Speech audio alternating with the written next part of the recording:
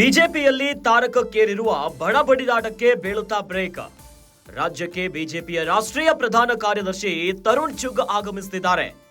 ಬಿಜೆಪಿಯ ಸಂಘಟನಾ ಪರ್ವ ಕಾರ್ಯಕ್ರಮದಲ್ಲಿ ತರುಣ್ ಚುಗ್ ಅವರು ಭಾಗಿಯಾಗಲಿದ್ದಾರೆ. ಇಂದು ಮಧ್ಯಾಹ್ನ ನಡೆಯಲಿರುವಂತಹ ಕೋರ್ ಕಮಿಟಿ ಸಭೆಯಲ್ಲಿ ತರುಣ್ ಚುಗ್ ಅವರು ಭಾಗಿಯಾಗ್ತಿದ್ದಾರೆ. ಬೆಂಗಳೂರಿನ ಬಿಜೆಪಿಯ ಕಚೇರಿಯಲ್ಲಿ ನಡೀತಾ ಇದೆ ಕೋರ್ ಕಮಿಟಿ ಮೀಟಿಂಗ್. ಆಂತರಿಕ ಭಿನ್ನಾಭಿಪ್ರಾಯದ ಬಗ್ಗೆ ವರದಿಯನ್ನ ಪಡೆಯಲಿದ್ದಾರೆ ತರುಣ್ ಚುಗ್ ಅವರು. ಇನ್ನು Yatnal team and Renukacharya team ಬಗ್ಗೆ ಮಾಹಿತಿಯನ್ನ ಪಡೆಯಲಿದ್ದಾರೆ ತರುಣ್ ಚುಗ್ ಅವರು. ಕೋರ್ ಕಮಿಟಿ ವರದಿಯನ್ನ ಹೈಕಮಾಂಡ್ಗೆ ತಲುಪಿಸುತ್ತಾರೆ. ಇನ್ನು ಈಗಾಗಲೇ ಕಿತ್ತಾಟದ ಬಗ್ಗೆ 10 ದಿನದಲ್ಲಿ ವರದಿ ನೀಡುವಂತೆ ಯತ್ನಾಳ್ಗೆ ನೋಟಿಸ್ ಅನ್ನ ನೀಡಲಾಗಿದೆ. ಎರಡೂ ವರದಿಯನ್ನ ಪಡೆದ ಬಳಿಕ ಹೈಕಮಾಂಡ್ ಒಂದು ನಿರ್ಧಾರಕ್ಕೆ ಬರುವಂತ ಸಾಧ್ಯತೆ ಇದೆ. ಇನ್ನು ಬೈ ಎಲೆಕ್ಷನ್ ಸೋಲಿನ ಬಗ್ಗೆಯೂ ಕೂಡ ಕೋರ್ ಕಮಿಟಿಯಲ್ಲಿ ಚರ್ಚೆ ಆಗುವಂತ ಸಾಧ್ಯತೆ ಇದೆ. 3 ಕ್ಷೇತ್ರದಲ್ಲೂ ಎನ್ಡಿಎ ಸೋಲಿನ ವರದಿಯನ್ನ ಪಡೆಯಲಿದ್ದಾರೆ ತರುಣ್ ಅವರು. ರಾಜ್ಯ ಬಿಜೆಪಿಯ ಬಣ ರಾಜಕೀಯಕ್ಕೆ ಬ್ರೇಕ್ ಹಾಕುತ್ತಾ ಹೈಕಮಾಂಡ್. ರಾಜ್ಯ ಬಿಜೆಪಿಯಲ್ಲಿ ತಾರಕಕ್ಕೇರು ಬಿಟ್ಟಿದೆ ಬಣಗಳ ಬಡಿದಾಟ.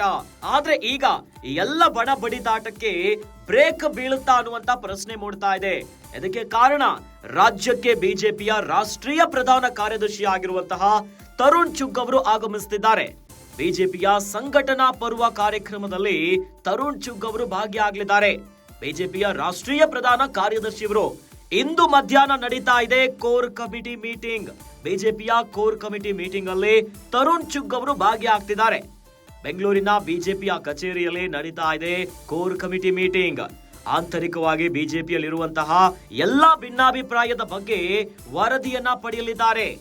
ಒಂದು ಕಡೆಯಲ್ಲಿ ಯತ್ನಾಳ್ ಟೀಮ್, ರೆಬಲ್ ಟೀಮ್ ಮತ್ತು ರೇಣುಕಾಚಾರ್ಯ ಟೀಮ್ ಬಗ್ಗೆ ಮಾಹಿತಿಯನ್ನ ಪಡೆಯಲಿದ್ದಾರೆ ಇವತ್ತು ತರುಣ್ ಚುಗ್ ಅವರು. ಕೋರ್ ಕಮಿಟಿ ಮೀಟಿಂಗ್ ಅಲ್ಲಿ ಎಲ್ಲ ವರದಿಯನ್ನ ಪಡೆದುಕೊಂಡು ಹೈಕಮಾಂಡ್ಗೆ ತಲುಪಿಸುತ್ತಾರೆ. ಈಗಾಗಲೇ ಕಿತ್ತಾಟದ ಬಗ್ಗೆ 10 ದಿನದಲ್ಲಿ ವರದಿಗೆ ಉತ್ತರವನ್ನ ಕೊಡಬೇಕು ಅಂತ ಯತ್ನಾಳ್ಗೆ ನೋಟಿಸ್ ಅನ್ನ ಕೊಟ್ಟಿದ್ದಾರೆ. ಶೋಕಾಸ್ ನೋಟಿಸ್ ಕೂಡ ಈಗಾಗಲೇ ಜಾರಿಯಾಗಿಬಿಟ್ಟಿದೆ. ನಿಮ್ಮ ಮೇಲೆ ಯಾಕೆ ಶಿಸ್ತು ಕ್ರಮವನ್ನ ಕೈಗೊಳ್ಳಬಾರದು, ಸರಿಯಾದ ಉತ್ತರವನ್ನ ಕೊಡಬೇಕು ಅನ್ನೋದಾಗಿ 10 ದಿನಗಳ ಕಾಲ ಒಂದು ಗಡುವನ್ನ ನೀಡಿದ್ದಾರೆ ಯತ್ನಾಳ್ಗೆ. ಇದೇ ಜೊತೆಯಲ್ಲಿ ಎರಡೂ ವರದಿಯನ್ನ ಪಡೆದ ಬಳಿಕ ಹೈಕಮಾಂಡ್ ಒಂದು ನಿರ್ಧಾರಕ್ಕೆ ಬರುವಂತ ಸಾಧ್ಯತೆ ಇದೆ.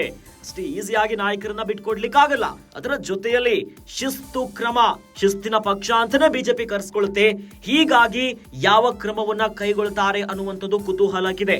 ಅದರ ಜೊತೆಯಲ್ಲಿ ರಾಜ್ಯದಲ್ಲಿ ಉಪಚುನಾವಣೆಯಲ್ಲಿ 3 ಕ್ಷೇತ್ರಗಳ ಬೈ ಎಲೆಕ್ಷನ್ ಅಲ್ಲೂ ಕೂಡ ಎನ್ಡಿಎ ಈ ಬಾರಿ ಸೋಲನ್ನ ಕಂಡಿದೆ. ಬಿಜೆಪಿ ಸೋಲಿಗೆ ಏನು ಕಾರಣ, ಇದರ ಕುರಿತಂತೆಯೂ ಕೂಡ ಬೈ ಎಲೆಕ್ಷನ್ ಅಲ್ಲಿ ಚರ್ಚೆ ಆಗುವಂತ ಸಾಧ್ಯತೆ ಇದೆ. 3 ಕ್ಷೇತ್ರದಲ್ಲೂ ಎನ್ಡಿಎ ಸೋಲಿನ ವರದಿಯನ್ನ ಪಡೆಯಲಿದ್ದಾರೆ ತರುಣ್ ಚುಗ್ ಅವರು.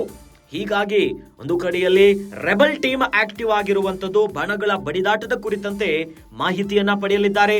ಇನ್ನು ಬೈ ಎಲೆಕ್ಷನ್ 3 ಕ್ಷೇತ್ರದ ಸೋಲಿಗೆ ಏನೇನು ಕಾರಣ, ಏನು ಪ್ಲಸ್ ಆಯ್ತು, ಏನು ಮೈನಸ್ ಆಯ್ತು, ಇವೆಲ್ಲದರ ಬಗ್ಗೆ ಚರ್ಚೆ ಆಗುವಂತ ಸಾಧ್ಯತೆ ಇದೆ. ಈ ಮೂಲಕವಾಗಿ ರಾಜ್ಯ ಬಿಜೆಪಿಯ ಬಣ ರಾಜಕೀಯಕ್ಕೆ ಬ್ರೇಕ್ ಹಾಕುತ್ತಾ ಹೈಕಮಾಂಡ್ ಅನ್ನುವಂತಹ ಪ್ರಶ್ನೆ ಮೂಡಿದೆ.